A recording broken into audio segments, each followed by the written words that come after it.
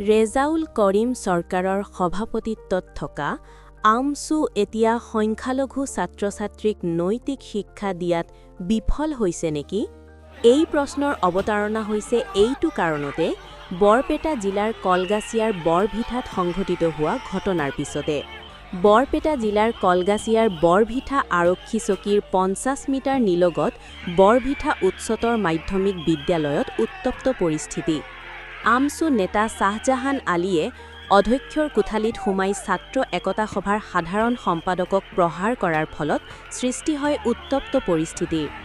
জানিব পৰা মতে আমছু নেতা শ্বাহজাহান আলীৰ সৰু ভাতৃ আৰু বিদ্যালয়ৰ ছাত্ৰ একতা সভাৰ সাধাৰণ সম্পাদকৰ মাজত হোৱা কাজিয়াক লৈ আমছু নেতা শ্বাহজাহান আলীয়ে বিদ্যালয়ৰ ভিতৰত সোমাই সাধাৰণ সম্পাদকক প্ৰহাৰ কৰি ঘটনাস্থলীৰ পৰা পলায়ন কৰে।